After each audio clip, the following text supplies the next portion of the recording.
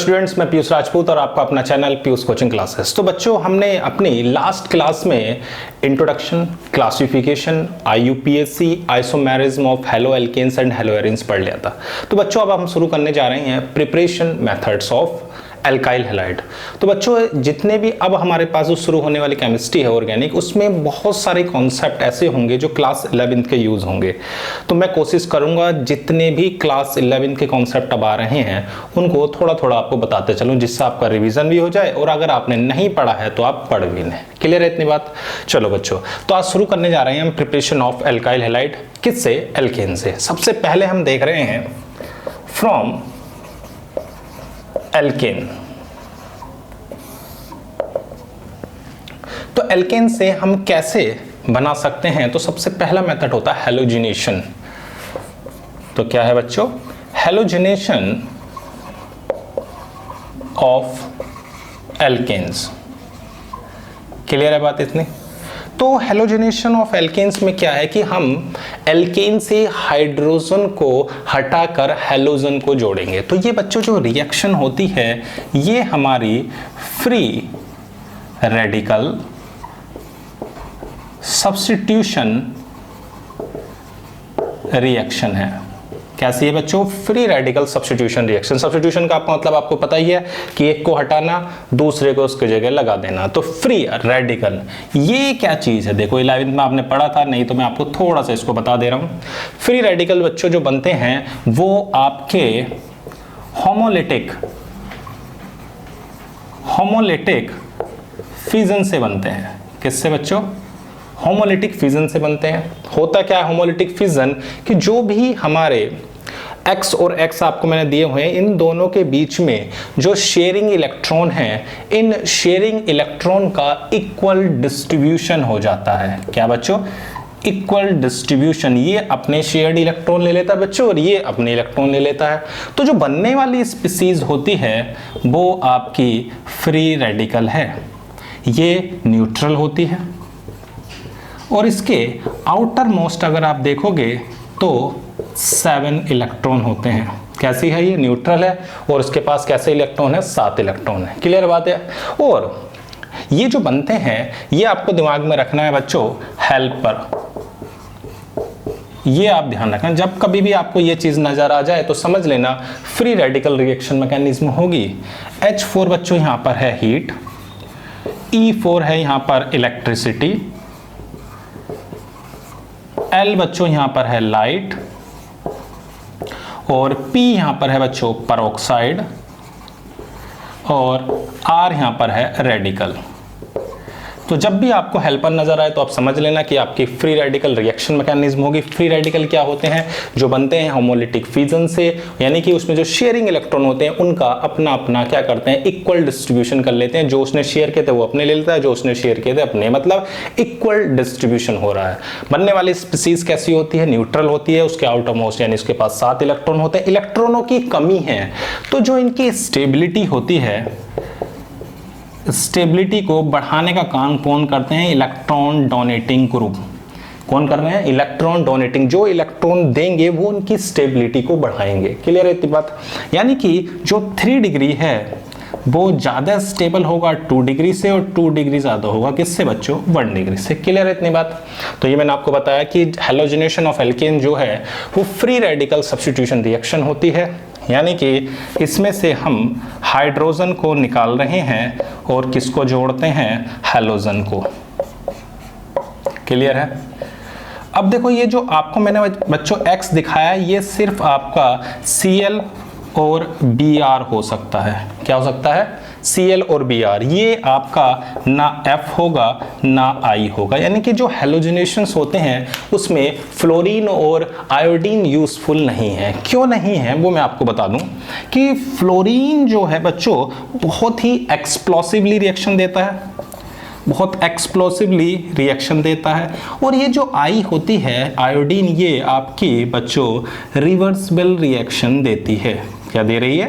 Reversible reaction. तो आपको मैं एक एग्जांपल से समझाने की कोशिश करता हूं। ऐसे समझो कि F को आप समझ लो फादर और I को समझ लो मदर। महाराष्ट्र में आई मतलब मदर ही होती है, आई को वो माँ बोलते हैं मदर, एफ को समझो फादर। जो फादर है वो आपको पता है बहुत ज़्यादा रिएक्टिव होते हैं, आप कुछ गलती करते हो तुरंत आपका रिएक्शंस आपके फादर का मिल जाता है, जबकि जो माँ होती है बहुत ज़्यादा सेलेक्टिव होती है। एक छोटा सा एग्जांपल है कि आपके जो पापा और मम्मी होंगे वो दोनों ही सब्जी खरीदने जाते हैं, बिल्कुल जाते होंगे। अब मान लो जब आपके पापा गए बाइक से या कार से किसी भी चीज़ से सब्जी खरीदने गए तो वो कैसे जाते हैं भाई, गए बाइक से, पहली ठेली जो भी नजर आई उसी के पास रोका, बोला भाई 1 किलो ये दे, 1 किलो ये दे, 1 किलो टमाटर दे, सब्जी दे, अपनी पैक कराई सब्जी, पैसे दिए, तुरंत घर आ गए, यही होता है। जबकि जब आपकी मम्मी होती हैं, जब वो सब्जी लेने जाती हैं तो वो क्या करती हैं भाई, इस ठेली पे पूछा, दूसरी ठेली पे पूछा, तीसरी पे पूछा, जब तक उन्हें सबसे बढ़िया सब्जी सबसे कम रेट में नहीं मिलती वो नहीं लेती। और ऐसा भी है अगर हम मान लो उन्होंने सब्जी खरीद ली और वो थोड़ी सी आगे बढ़ी, उन्होंने देखा अरे ये सब्जी तो इससे भी सस्ती मिल रही है, अच्छी है, तो वो क्या करती हैं वापस उसे कर देती है। यानी कि जो आयोडीन है बहुत ज़्यादा सेलेक्टिव और रिवर्सिबल है, और जो फ्लोरीन है बहुत ज़्यादा रिएक्टिव होता है, इसलिए ये दोनों यूजफुल नहीं हैं हैलोजिनेशन ऑफ एल्केन में। इसमें क्या यूजफुल है सिर्फ बच्चों, क्लोरीन और ब्रोमीन। इतनी बात क्लियर होगी कि भाई फ्री रेडिकल सब्स्टिट्यूशन रिएक्शन है, जब भी आपको दिखाई दे ये हेल्पर समझ लेना फ्री रेडिकल रिएक्शन मैकेनिज्म होगी। फ्री रेडिकल क्या है, जो होमोलिटिक फिजन से बन रहे हैं, शेयरिंग इलेक्ट्रॉनों का इक्वल डिस्ट्रीब्यूशन हो रहा है, और आउटर मोस्ट 7 इलेक्ट्रॉन है, न्यूट्रल स्पीसीज है, जितने ज्यादा डोनेटिंग ग्रुप होंगे उसकी स्टेबिलिटी उतनी ही ज्यादा होगी। क्लियर इतनी बात, फटाफट बच्चों इसको नोट करो, फिर हम देखते हैं आगे। तो बच्चों अब हमारे पास इतनी बात समझ में आ गई कि हमें ब्रोमीन और क्लोरीन यानी ब्रोमोनेशन और क्लोरिनेशन ही हम कर सकते हैं। चलो भाई देखते हैं आगे। अब देखो बच्चों, इन रिएक्शंस में एक बात तो मैंने आपको बता दी कि फ्री रेडिकल सब्स्टिट्यूशन होती है, और आपको सिर्फ सनलाइट या हीट करने पर ही ये रिएक्शंस आप देख सकते हो। या तो आप क्या करो, हीट करो या सनलाइट। ठीक है बच्चों, जो इसका टेम्परेचर होता है वो लगभग आप 570 से लेके 620 केल्विन ले सकते हैं। क्लियर है इतनी बात? चलो भाई अच्छी बात है। अब देखो कोई रिएक्शंस देख लेते हैं, जैसे CH4 की Cl2 से मैं रिएक्शन करा दूं तो क्या बनेगा बच्चों, CH3 Cl और साथ में HCl।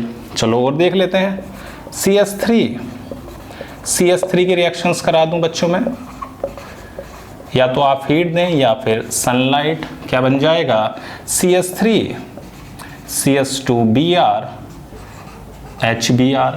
क्लियर है? चलो भाई और देख लेते हैं, इसकी रिएक्शंस करा रहा हूं मैं Br2 से,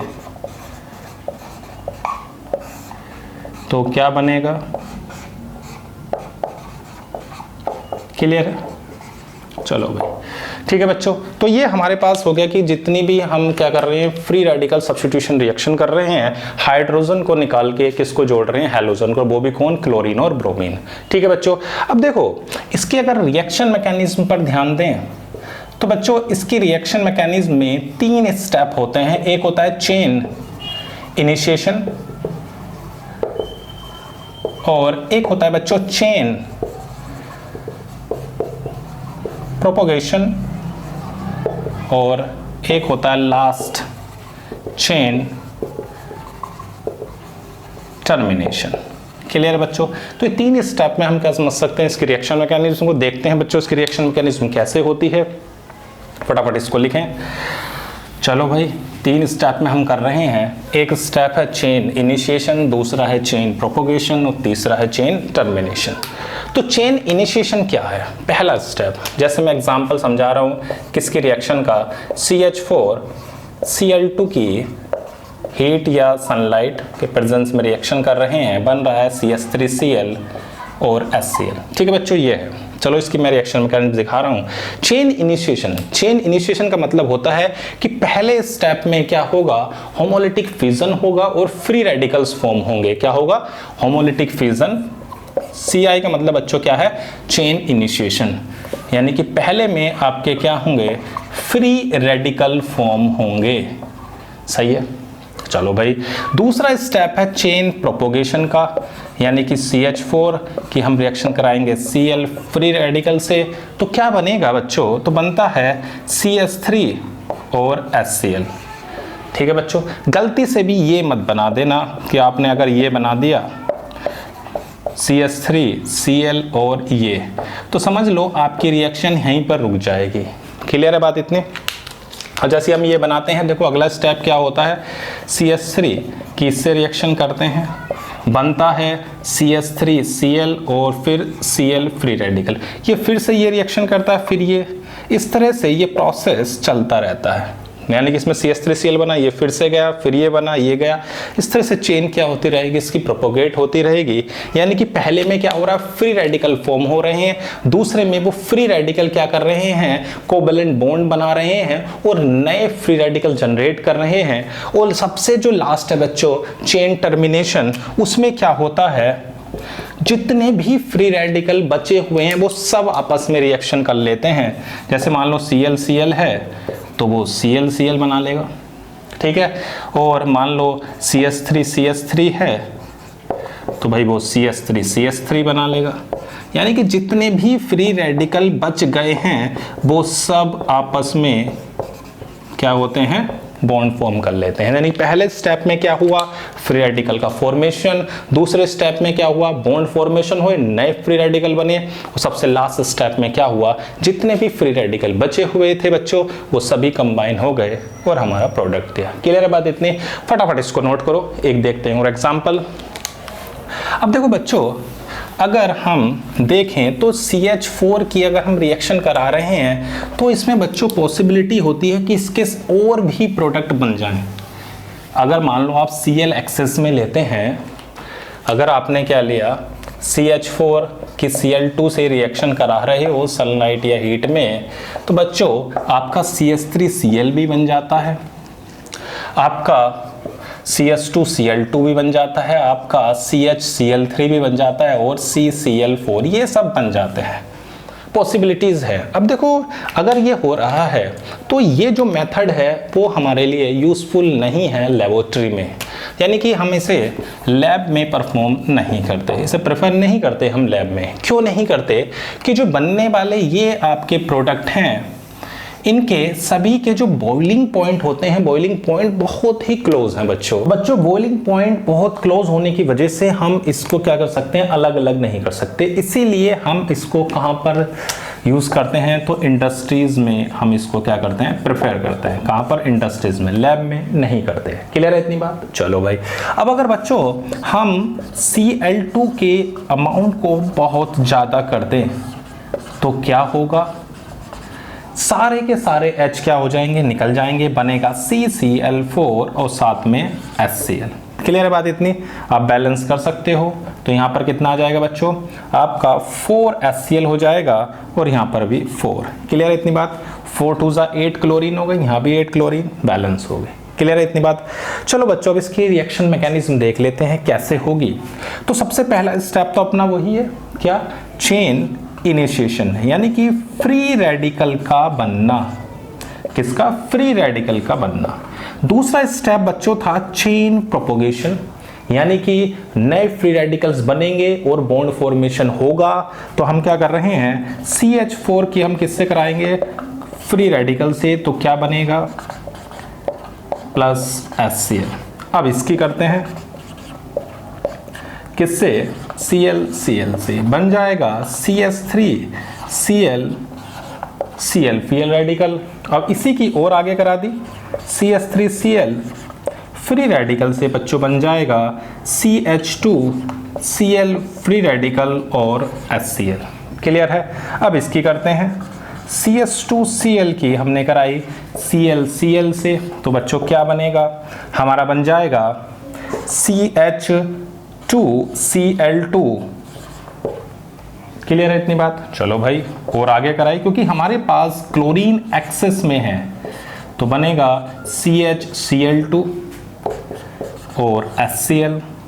CH Cl2 की करा दी फिर से, तो बन जाएगा CH Cl3 और Cl फ्री रेडिकल। क्लियर है? फिर इसकी करा देते हैं, तो क्या हो रहा है इस रिएक्शन में कि आपके H निकलते चले जा रहे हैं और क्लोरीन जुड़ता चला जा रहा है। क्लियर है इतनी?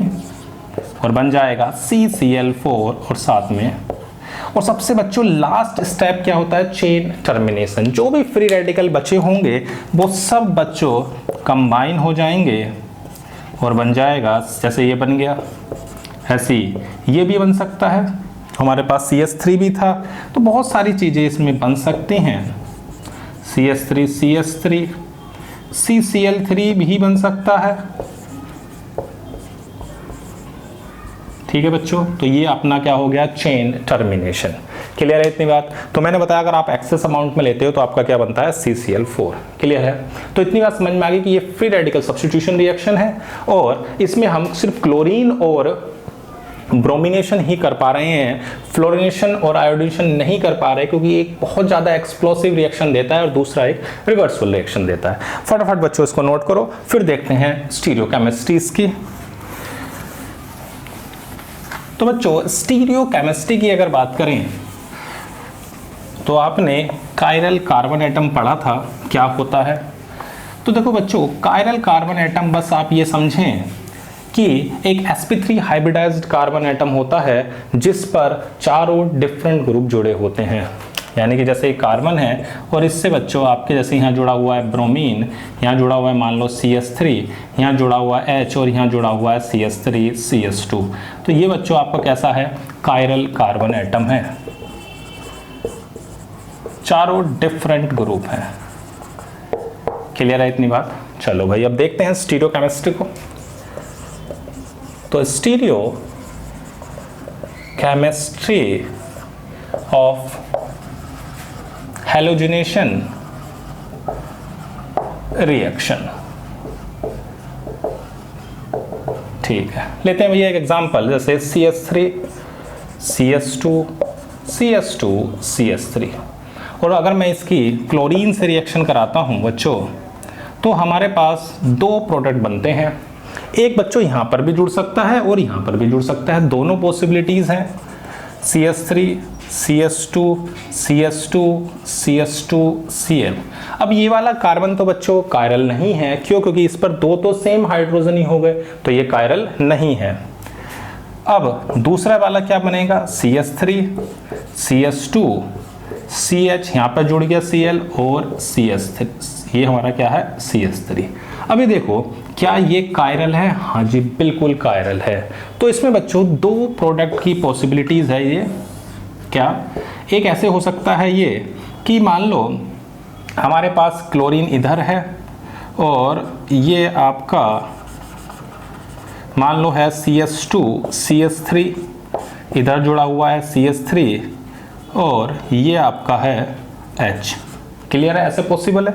और दूसरा ऐसे हो सकता है ये Cl हो जाए और ये आपका CH2 CH3 हो जाए, ये CH3 और ये आपका H हो जाए।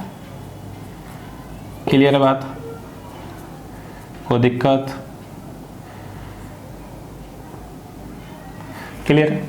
तो भाई दो तरह के प्रोडक्ट बनने हैं इसमें, ये 2 एनेंसोमर्स हो जाते हैं हमारे, कितने, 2 एनेंसोमर्स।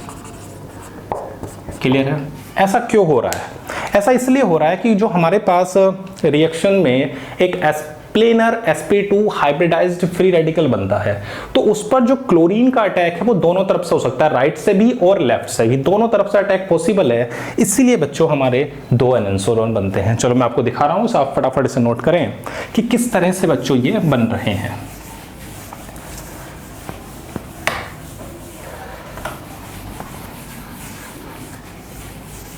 यहां तक किसी को दिक्कत? चलो भाई देखते हैं आगे। ये हमारे पास है CH3 CH2 CH2 और CH3 था और उसकी रिएक्शन हम किससे करा रहे थे, क्लोरीन से। क्लियर है इतनी बात। चलो भाई अब देखो इसके अंदर हमारे पास रिएक्शन में अगर मैं देखूं तो CH3 CH2 CH2 CH3 की फ्री रेडिकल से रिएक्शन कराई तो इसमें एक से HCl तो निकल जाएगा, बचेगा क्या, तो बचेगा हमारे पास C है हमारे पास, और इधर हमारे पास देखो मैं इसके स्ट्रक्चर को आपको यहाँ बना देता हूँ, ये H है, ये CH3 है, और ये मैंने आपको दिखा दिया बच्चों CH3 CH2, और ये हो गया आपका H, ये है। ठीक है बच्चों, जब इसमें से क्या होगा, एक HCl फ्री रेडिकल से आप रिएक्शन करा रहे हो तो क्या हो रहा है, इसमें से HCl बाहर निकल रहा है, तो बनने वाली चीज ये है, ये H, ये CH3 CH2 और इधर से CH3। तो ये जो बना है ये आपका बच्चों प्लेनर sp2 हाइब्रिडाइज्ड रेडिकल है। अब इस पर दो तरफ से अटैक हो सकता है क्लोरीन का, या तो फ्री रेडिकल इधर से आ जाए या फ्री रेडिकल इधर से आ जाए, तो दो तरफ से अटैक हो रहा है, इसीलिए बच्चों हमारे दो प्रोडक्ट बन रहे थे। एक बनेगा, अगर इधर से अटैक होता है तो ये बन जाएगा, ये हो जाएगा आपका CH3 CH2 और इधर हो जाएगा CH3। तो बच्चों अगर मान लो वो इधर से अटैक करेगा तो देखो क्या बनता है, तो फिर Cl ऐसे इधर हो जाएगा बच्चों आपका CH2 CH3, ये हो गया CH3 और यहाँ हो जाएगा आपका H। क्लियर है इतनी बात? तो ये हमारे पास क्या है, स्टीरियो केमिस्ट्री है, यानी कि इसके अंदर हमारे एनहांसर बनते हैं कि अगर कोई भी कायरल कार्बन एटम है, यानी कि हम ये कह सकते हैं प्लेनर sp2 हाइब्रिडाइज्ड रेडिकल है, तो उसमें दो तरफ से अटैक पॉसिबल है, एक राइट से और एक लेफ्ट से, यानी कि हमारे पास दो एनहांसर बनेंगे। क्लियर है इतनी बात? फटाफट नोट करो बच्चों इसको।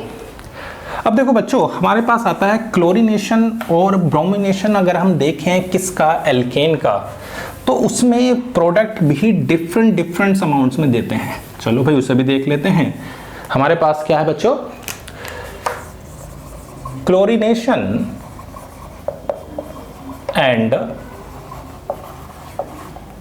ब्रोमिनेशन ऑफ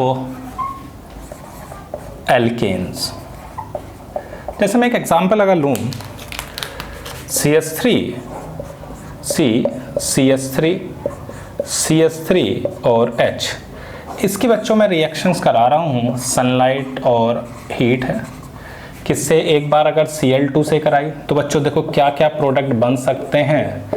एक पॉसिबिलिटी है कि इन तीनों में से कोई एक हाइड्रोजन निकले और क्लोरीन जुड़ जाए।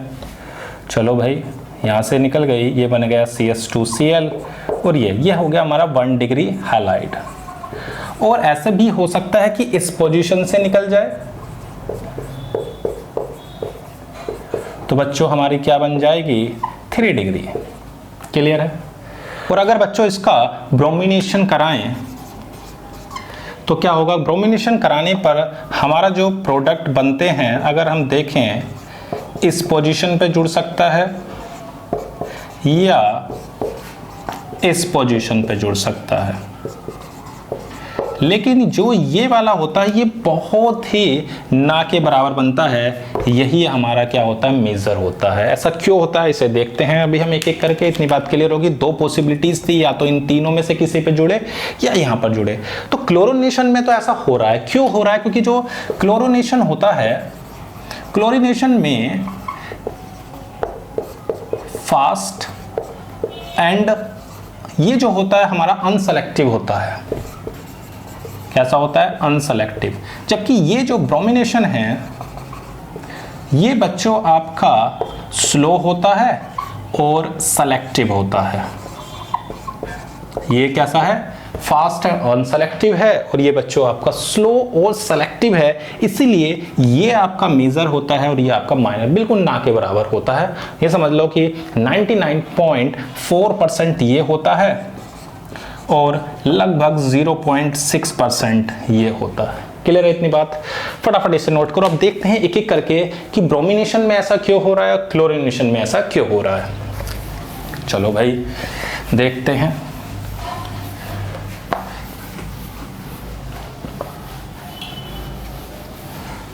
तो एक एक करके इन दोनों को देख रहे हैं। किस किस को बच्चों? ब्रोमिनेशन को और क्लोरीनेशन को।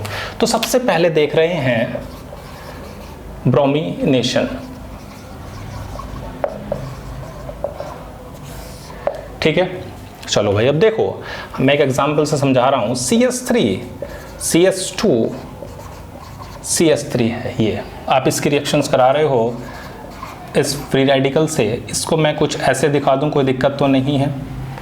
अब इससे जो बनेगा वो क्या बनेगा बच्चों, CS3 CS2, अगर मान लो ये आपको जो दिखाई दे रहा है ये 1 डिग्री CH बॉन्ड, अगर हम इसको ब्रेक करते हैं तो बच्चों इसमें जो एनर्जी हमें देनी पड़ती है वो 98 किलो कैलोरी पर मोल देनी पड़ती है। कितनी? 98 किलो कैलोरी पर मोल। क्लियर है इतनी बात? अब बनेगा क्या उसे देखो, CS2 फ्री रेडिकल और साथ में HBr, जो ये बॉन्ड फॉर्म हुआ, यानी कि जो ये बॉन्ड फॉर्मेशन है इसमें जो एनर्जी होती है वो माइनस के 88 किलो कैलोरी पर मोल है। क्लियर है इतनी बात? चलो भाई अब अगर मैं इस वाले बॉन्ड को देख लेता हूं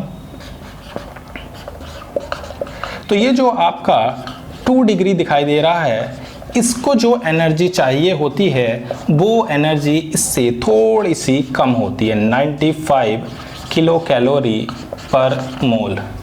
और अगर इसकी रिएक्शन कराएं तो बच्चों बनेगा CS3 CH CS3 HBr, और इसमें तो उतनी ही होगी माइनस के 88 किलो कैलोरी पर मोल। क्लियर है? अब देखो कितनी हो गई, 98 प्लस का माइनस का 88, तो हमारे पास जो डेल्टा H नोट हो गई बच्चों वो +10 हो गई किलो कैलोरी पर मोल। और इसकी जो डेल्टा H नोट हो गई वो बच्चों कितनी हो गई, अब देखो 95 में से 88 गए तो हमारे कितने हो गए, 7, तो ये हो गई 7 किलो कैलोरी पर मोल। तो ये डेल्टा H नोट जो है बच्चों पॉजिटिव है, तो ये जो प्रोसेस हुआ ये कैसा हो गया, तो ये आपका एंडोथर्मिक प्रोसेस हुआ। कैसा हो गया? Endothermic process. क्लियर है? फटाफट इसको नोट करो, मैं इसको दिखा रहा हूं। तो मैंने अभी तुम्हें ये बताया कि इस वाले बॉन्ड को तोड़ने में हमें ज्यादा एनर्जी लग रही है और इस वाले बॉन्ड को तोड़ने में कम एनर्जी की रिक्वायरमेंट हो रही है। अब अगर इसका डायग्राम देखें तो देखो क्या होता है उसमें,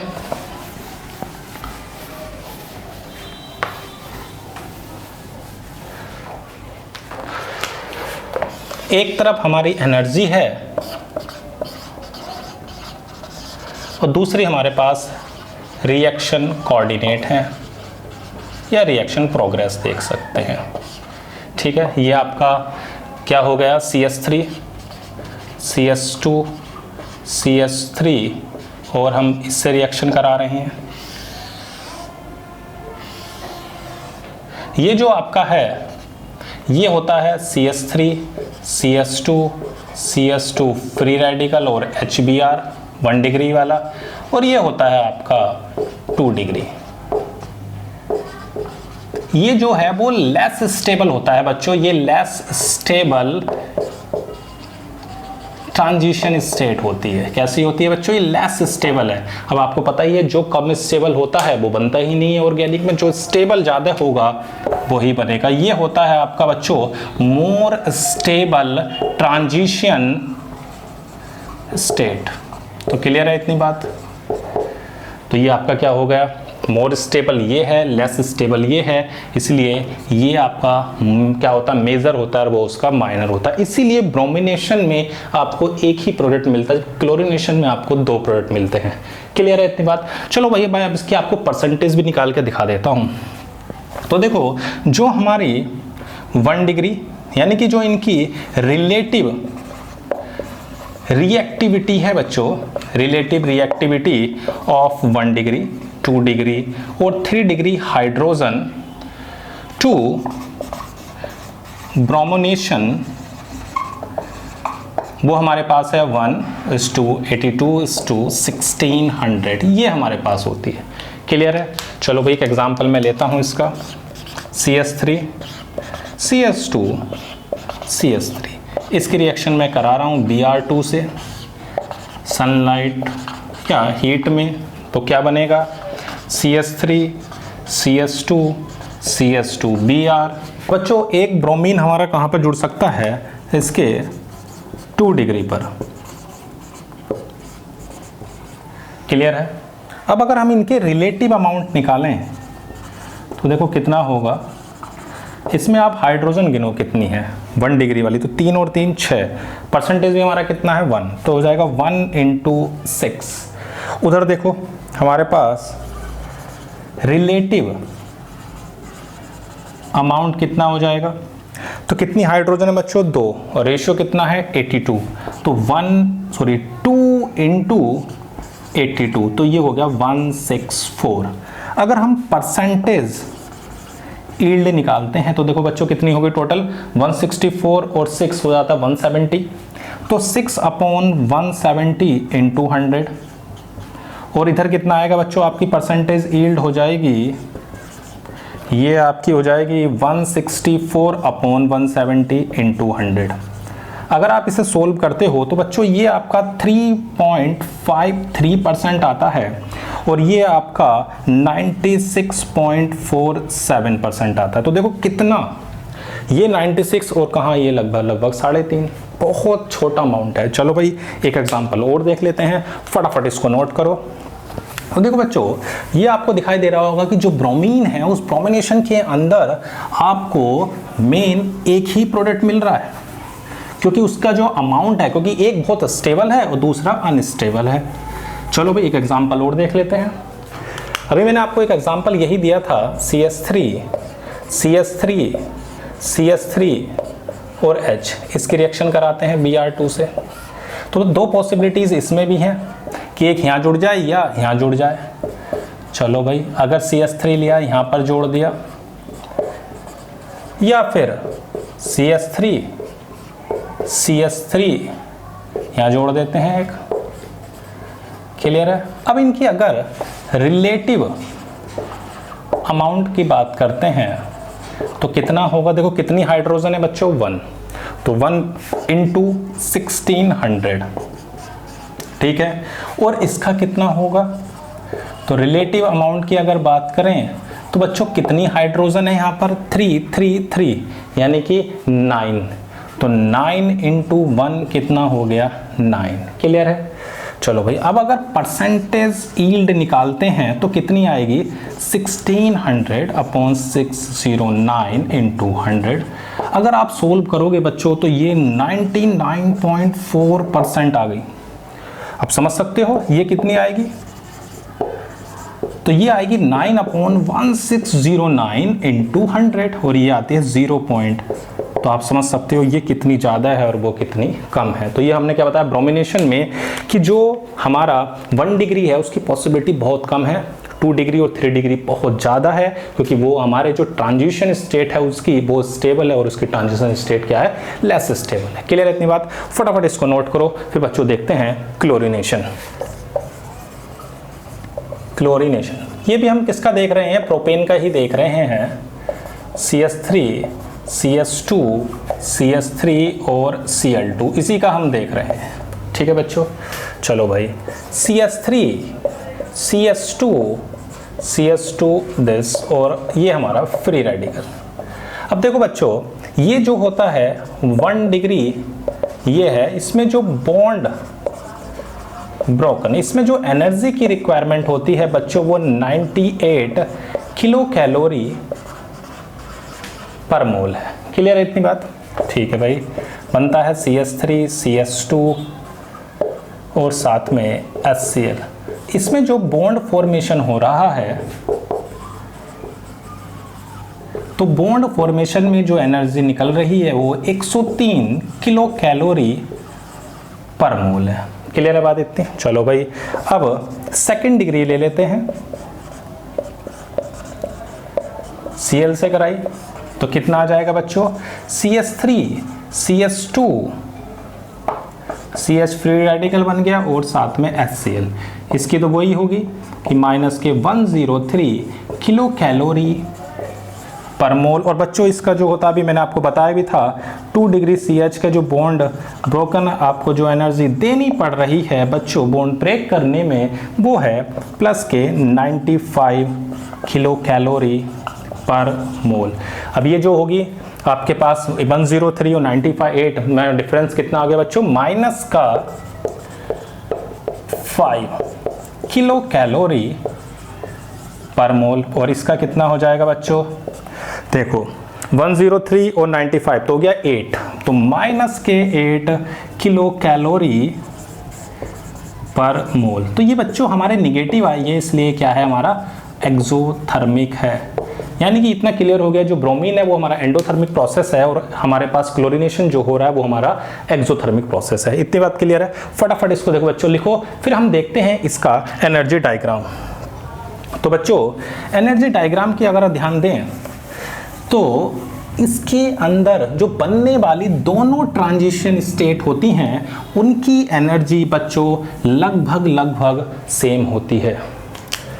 जो इनकी एनर्जी होगी बच्चों उसकी एनर्जी लगभग सेम होती है। तो ये रिएक्शन कोऑर्डिनेट ले लिए एक तरफ और दूसरी तरफ बच्चों हमने एनर्जी ले ली। तो कुछ इस तरह से होता है इसका। ये हमारा है CH3 CH2 CH3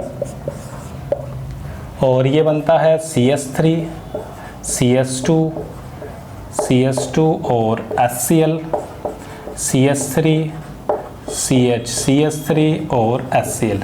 इनकी जो दोनों की जो एनर्जी है, दोनों की ट्रांजिशन स्टेट की जो एनर्जी बहुत कम डिफरेंस होता है इनमें, जिसकी वजह से हम ये कह सकते हैं कि दोनों लगभग सिमिलर क्या है, similar energy of both transition state. दोनों की एनर्जी क्या है, सेम है, इसीलिए इसमें दोनों ही प्रोडक्ट देते हैं। चलो भाई एग्जांपल दे बताता हूं मैं आपको, यही ले लेता हूं मैं CH3। और एक चीज का और ध्यान रखना, उसमें जो रेट था रिएक्टिविटी रेट हाइड्रोजन का 1:82:1600 था। इसके अंदर जो बच्चों reactivity rate of 1 degree 2 degree और 3 डिग्री हाइड्रोजन टू क्लोरोनेशन जो होता है बच्चों वो होता है 1:3.8 और 5, ये होता है इसका। क्लियर है बच्चों। अब देखो मैं इसको एक एग्जांपल से आपको समझा रहा हूँ, इससे समझाता हूँ प्रोपेन से। अब देखो दो पॉसिबिलिटीज है, या तो यहाँ पर जुड़े या यहाँ पर। ठीक है बच्चों, मैंने एक क्लोरीन यहाँ जोड़ दिया और दूसरे वाले में क्लोरीन यहाँ पर जोड़ दिया। क्लियर है इतनी बात। चलो भाई अब देखो कितनी हाइड्रोजन थी इसकी, यहाँ पर 2, तो हमारे पास 2 डिग्री कितना है, तो ये जो रिलेटिव अमाउंट हो गया बच्चों वो 2 × 3.8 यानी कि 7.6 हो गया। अब उसमें देखते हैं तो रिलेटिव अमाउंट बच्चों कितना हो गया, कितनी 1 डिग्री हाइड्रोजन है, तो 3 ये हैं और 3 ये हैं 6, और रेशियो आपको पता ही है 1 है, तो 1 × 6 कितना आ गया 6। चलो भाई अब परसेंटेज अगर यील्ड निकालें तो टोटल कितना हो गया बच्चों 7.6 + 6 कितना हो गया 13.6, तो 7.6 अपॉन 13.6 × 100 अगर इसे आप सोल्व करोगे तो ये 55.88% आता है। और अगर इसकी परसेंटेज यील्ड अगर आप निकालते हो तो ये 6 अपॉन 13.6 × 100 यानी 44.12 आता है। तो आप देख सकते हो ज़्यादा डिफरेंस नहीं है, इसीलिए बच्चों ये दोनों ही प्रोडक्ट देते हैं। मैंने बताया आपको कि इसमें एनर्जी का बहुत कम डिफरेंस है, इसकी जो ट्रांजिशन स्टेट है लगभग सिमिलर एनर्जी की हैं, इसीलिए बच्चों ये दोनों प्रोडक्ट दे रहे हैं। चलो इसी बात पे एक एग्जांपल और देख लेते हैं, फटाफट इसे नोट करें। ठीक है बच्चों, यहाँ तक किसी को कोई दिक्कत? चलो भाई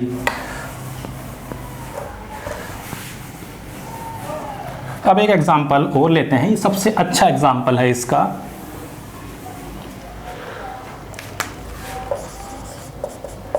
CH3 CH3H CH2 CH3 इसकी रिएक्शंस करा रहे हैं। क्लोरीन से सनलाइट के प्रेजेंस में। अब देखो बच्चों कितने तरह के प्रोडक्ट बनेंगे, तो इसमें हमारे पास 1 2 3 और 4, तो 4 प्रोडक्ट की पॉसिबिलिटीज है। चलो भाई एक एक करके देखते हैं। एक क्लोरीन यहाँ जोड़ दिया, CS2 CS3, क्लियर है। एक यहाँ जोड़ सकते हैं CS3 Cl CS3 CS2 CS3। एक यहाँ जोड़ सकते हैं CS3 CS2 Cl CS3, और एक बच्चों यहाँ जोड़ सकते हैं CS3 CH CS3 CH, यहाँ से एक H कम कर दो, CS2 Cl। क्लियर है इतनी बात, कोई दिक्कत तो नहीं यहाँ से। तो बच्चों मैंने आपको चारों प्रोडक्ट बना दी हैं, अब इनकी परसेंटेज देखते हैं। तो रेशियो आपको पता ही है 1:3.8:5। अब देखो कितनी हाइड्रोजन है, 3 और 3 6। चलो भाई तो रिलेटिव अमाउंट हो गया 1:6 यानी 6। क्लियर है। अब इसका देखते हैं कितनी है बच्चों इसमें, तो ये हमारी 3 डिग्री हाइड्रोजन है, वो भी सिर्फ एक है, तो रिलेटिव अमाउंट हो गया 1:5 यानी कि 5। तो बच्चों इसका जो रिलेटिव अमाउंट होगा वो कितना हो जाएगा, इसका रिलेटिव अमाउंट हो गया, कितनी हाइड्रोजन है बच्चों 2, रेशियो कितना है 3.8, तो 2 × 3.8 हो गया 7.6। और इसका भी रिलेटिव अमाउंट निकाल लेते हैं, तो ये हो जाएगा, कितनी हाइड्रोजन थी बच्चों ये 3, तो 3 × 1, तो ये हो गया 3। अब इनकी अगर परसेंटेज यील्ड निकाली जाए तो देखो कितने, पहले टोटल इन्हें ऐड कर लेते हैं। 6 और 5 11, 11 और 3 14, 14 और 7 21, तो 21.6 × 100। इसे आप बच्चों सोल्व करोगे तो ये 28% आएगा। अब इसकी निकालते हैं परसेंटेज यील्ड, तो 5/21.6 × 100, ये आएगा लगभग आपका 23%। चलो भाई अब इसको भी देखो, परसेंटेज यील्ड हो जाएगी इसकी 7.6/21.6, ये आता है आपका 35%। और अगर इसकी यील्ड निकाली जाए तो बच्चों ये आती है 21.6 × 100 यानी 14%। तो बच्चों इसमें कोई ज़्यादा डिफरेंस नहीं है, जैसे ब्रोमीन में तो बहुत डिफरेंस आ रहा था, एक 95% आ रहा है तो दूसरा 5% आ रहा है, 99% पॉइंट कुछ आ रहा है तो 0.6% आ रहा है, जबकि इसमें अगर आप देख रहे हो तो लगभग ज़्यादा डिफरेंस नहीं है। इसीलिए क्लोरीनेशन में एक से ज़्यादा आपको प्रोडक्ट मिल रहे हैं, जबकि ब्रोमिनेशन में बच्चों एक ही मिल रहा था। क्लियर है इतनी बात, फटाफट इसे नोट करो।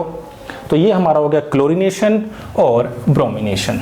तो बच्चों मैंने आपको बताया था कि जो फ्लोरीनेशन होती है वो रिएक्शंस एक्सप्लोसिव होती है, यानी कि उसमें अगर जितनी अमाउंट ऑफ एनर्जी चाहिए उससे ज़्यादा अमाउंट ऑफ एनर्जी रिलीज होती है। जैसे अगर आपको FF बॉन्ड को ब्रेक करना है तो इसमें जो अमाउंट ऑफ एनर्जी चाहिए वो 158.8 किलोजूल पर मोल होती है, और जो बॉन्ड फॉर्म हो रहा है RF का, उसमें जो अमाउंट ऑफ एनर्जी निकल रही है वो 447.7 किलोजूल पर मोल है। क्लियर है बच्चों इतनी बात, यानी कि रिक्वायरमेंट है कम, मिल रही है ज़्यादा, इसलिए अमाउंट ऑफ एनर्जी रिलीज ज़्यादा हो रही है, इसलिए एक्सप्लोसिव रिएक्शन होती है। अगर आप इस रिएक्शन को कराना चाह रहे हो तो आप क्या करो, डाइल्यूट फ्लोरीन में इनर्ट गैस जैसे N2 या ऑर्गन ले सकते हो, तब आप इस रिएक्शन को करा सकते हो। क्लियर है इतनी बात। तो बच्चों हमारा जो आयोडीनेशन था वो हमारा क्या हो रहा था, रिवर्सिबल रिएक्शंस थी। कैसी थी बच्चों, आयोडीनेशन मैंने आपको बताया था रिवर्सिबल थी। तो हम क्या करते हैं, उसको फिर किसी ऑक्सीडाइजिंग एजेंट के प्रेजेंस में कराते हैं, यानी कि जैसे मैं CH4 + I2 की रिएक्शन कराऊं तो बनता है CH3I + HI। ठीक है बच्चों। अब अगर मैं क्या करना चाह रहा हूँ, इस रिएक्शंस को फॉरवर्ड डायरेक्शंस में कराना चाह रहा हूँ, यानी कि रिवर्सिबल रिएक्शन ना हो, इसे रोकना चाह रहा हूँ, तो मैं इसे किसी ऑक्सीडाइजिंग एजेंट के प्रेजेंस में कराते हैं। तो बच्चों वो जो ऑक्सीडाइजिंग एजेंट है वो हमारे होते हैं HiO3 हो सकता है, HNO3 हो सकता है और HgO हो सकता है। तो हम HI की रिएक्शन अगर HNO3 से कराते हैं तो बनता है बच्चों I2 प्लस H2O। बैलेंस हम कर सकते हैं, कितनी ऑक्सीजन है बच्चों 3, तो ये हो गए 3H2O। अब कितने हाइड्रोजन है, तो देखो बच्चों यहाँ पर एक है, तो मैं अगर ये कर दूं तो क्या बैलेंस है, क्यों बच्चों बैलेंस हो गई। तो यानी कि हम HI को क्या कर रहे हैं, ऑक्सीडाइजिंग एजेंट उसे हटाने का काम कर रहे हैं। जैसे मैंने बताया था, अगर आपकी मम्मी ने सब्जी खरीद ली है और मैं चाह रहा हूँ कि वो सब्जी वापस ना करे, तो उस ठेली को क्या करना पड़ेगा, हटाना पड़ेगा। समझ लो ये ठेली ही है। क्लियर है इतनी बात। तो बच्चों इस क्लास में हमने क्या देखा कि किस तरह से हम एल्कीन से क्या कर रहे हैं, एल्काइल हैलाइड बना रहे हैं, किसकी हेल्प से, हैलोजनेशन की। ठीक है बच्चों, तो इस क्लास में सिर्फ इतना ही। Thank you.